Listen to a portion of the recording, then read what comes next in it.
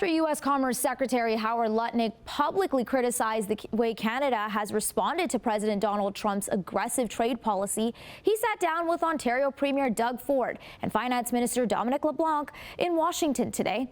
The meeting wrapped up not long ago, and none of the tariffs currently in place seem to have been paused. But Premier Ford says he's leaving the meeting feeling extremely positive.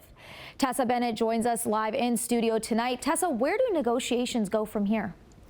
Manisa, Premier Ford said another meeting with Secretary Lutnick had been planned for next week to continue discussions, and that the temperature had seemingly started to come down.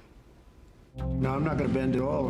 Aluminum or steel or cars, we're not going to bend. We've been ripped off as a country for many, many years. We've been subjected to costs that we shouldn't be subjected to. Canadian officials met with U.S. Commerce Secretary Howard Lutnick in Washington late in the day today, after Ontario Premier Doug Ford and President Donald Trump had a heated exchange of tariff threats.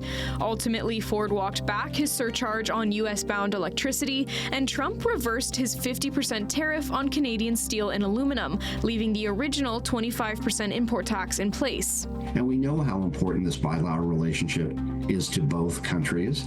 We trade in excess of $3 billion a day in two-way trade. It is considered to be among the most important bilateral relationships in the world. Finance Minister Dominic LeBlanc, Ambassador to the United States Kirsten Hillman, and Premier Ford sat down with Lutnick to discuss methods of de-escalation as the trade war tensions between the two countries remain at an all-time high. And it really boils down to a few things. One is just sufficient political will on both sides, on Canada's side and on the American side, to try and find a less conflict-ridden approach. Earlier in the day, Lutnick praised the UK and Mexico for choosing not to impose retaliatory tariffs while blasting Canada for applying countermeasures.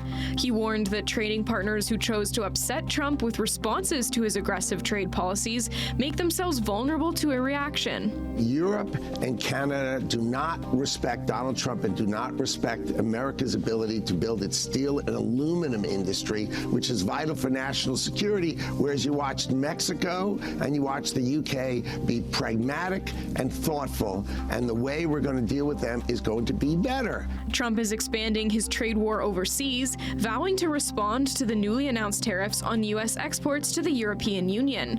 The tariffs from the EU apply to a host of products, but what caught the president's eye was bourbon. In a post on Truth Social, Trump referred to the EU as one of the most hostile and abusive taxing and tariffing authorities in the world. He threatened to impose 200% tariffs on all alcoholic products coming from the European Union if the import taxes on their end are not removed. The president was totally annoyed that the Europeans did this, and so you're going to hear back from someone who emotionally cares about America.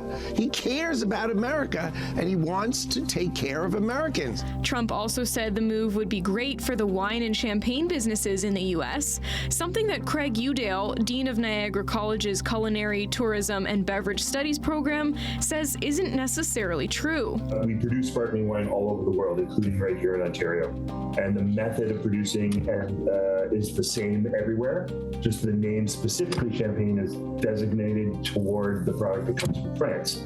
So the answer is yes, the U.S. can produce sparkling wine, but nowhere near the volume. According to Udale, France produces around 220 million liters of sparkling wine every year, whereas the U.S. produces only about 14 million.